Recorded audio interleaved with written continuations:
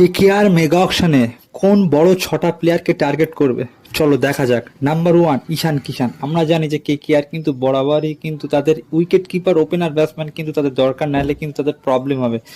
Number two, George Hazlewood. Mitchell স্টার্ককে তারা release করো, মিচেল স্টার্ককে যদি না পায় অপশনে, জর্জ হ্যাজেলউড কিন্তু perfect replacement. Number three, Dhruv Jurel. এই ধ্রুব জুরেল এই প্লেয়ারটাও কিন্তু 4 নম্বরে ভালো খেলে, একেও টার্গেট করতে হবে। Number four, field salt. Field salt কিন্তু আমরা দেখছি 2024 সালে সুনীল নারিনের সাথে কেমন ওপেন পার্টনারশিপ করেছিল। আর নাম্বার ফাইভ যে প্লেয়ার, সেটা হচ্ছে মায়াঙ্ক ইয়াদব। এই মায়াঙ্ক ইয়াদব কিন্তু এলএসজি লখনৌ সুপার জায়ান্টস কিন্তু রিলিজ করতে পারে। আর মায়াঙ্ক ইয়াদব সে কিন্তু খুবই ট্যালেন্টেড ফাস্ট বলার। এই মায়াঙ্ক ইয়াদবের পিছনে কিন্তু কেকেআরকে যেতেই হবে 100%।